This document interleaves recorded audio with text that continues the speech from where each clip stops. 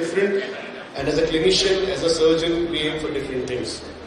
The patient wants a pain-free joint. The patient is coming to your clinic, is coming to your office for the primary complaint of pain. No matter how good your X-ray is, no matter how good your expertise is, if the patient does not get relief from his pain, the surgery is in vain. He wants a normal gait. He does not want to limp. And he wants a functional range of motion from 0 to 120. If he has a stiff knee, if she has a stiff knee post-surgery in spite of a beautiful X-ray, not done.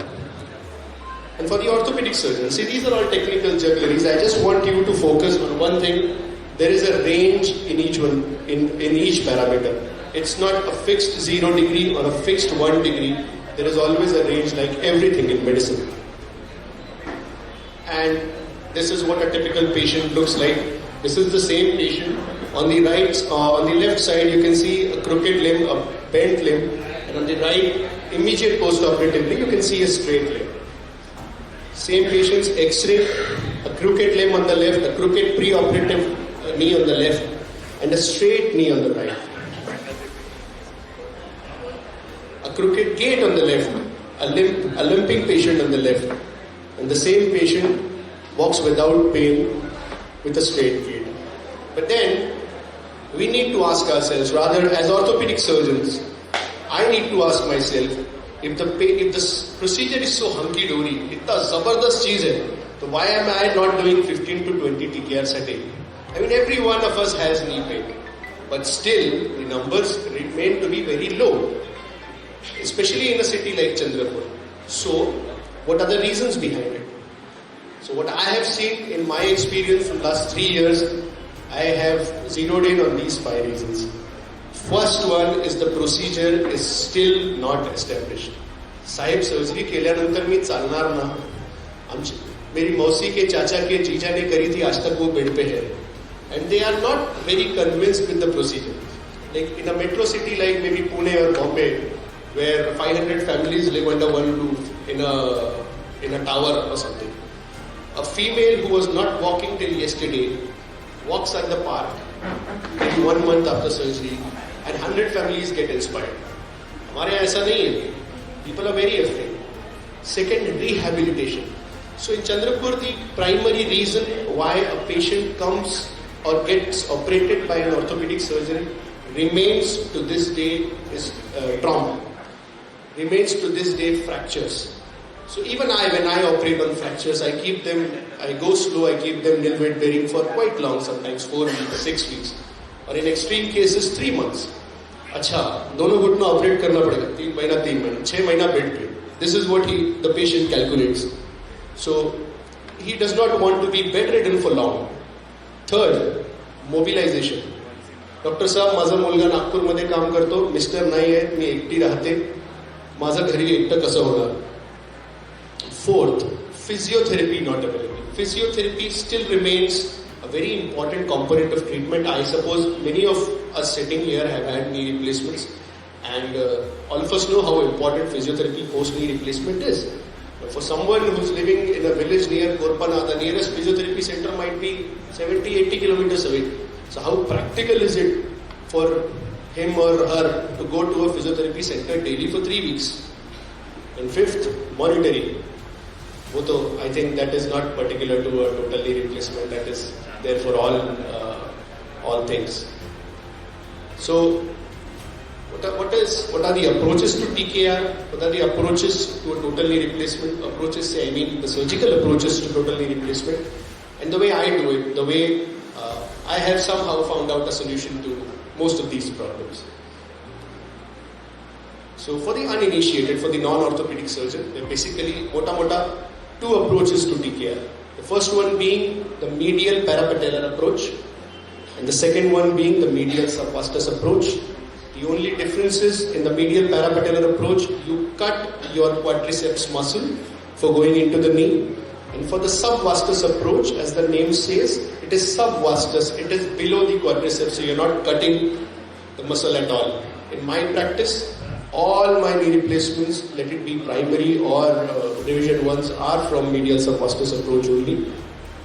But 99.99 TKRs taking place at this moment in the country are from medial parapatellar approach. This is how the training is.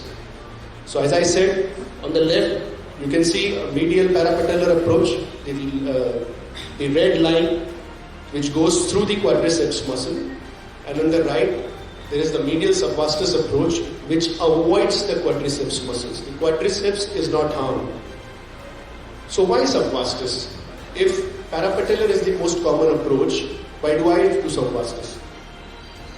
The extensor mechanism in this approach is intact. Thereby, the patient is back to function very rapidly. I would not say that this approach gives equally long-term result than gives better long-term results than the parapatellar. I would contend to the fact that post 1 year results with a parapatellar and subvastus are comparable, but in the short term, in the immediate post-operative period, in the 3 months post-operative period, the short-term results are very good. The patients get onto their feet faster. The patellar vascularity is preserved. Patient's satisfaction is better. As he or she starts walking very well, very soon, the satisfaction rates are also good. And short-term knee range of motion is also good. So these are all technical juggleries. I don't want to read every word of it. But then the approach is quite simple. There is an incision at the center of the knee. You dissect the fascia, you go inside, just lift the quadriceps muscles up, and then the knee is bang in front of you. It's as easy as that. The closure also is very easy, and I would say this approach is easier than a parapatellar approach, and it solves most of the problems that we have in our patients. The rehabilitation is faster, the mobility is faster, and as there is no muscle healing involved. I don't have anything against the physiotherapist sitting here, but there is very less physiotherapy that is needed. The patient that I just showed you at the start of the lecture, he did not have any physiotherapy. There was no physiotherapy center available to him. Yes, I did teach him some exercises. He was doing it diligently at home, but no supervised physiotherapy, no this machine, that machine, nothing.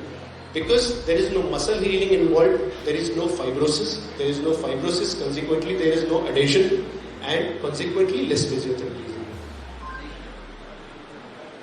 So these are my old patients. That pot belly that you see right there, that is mine.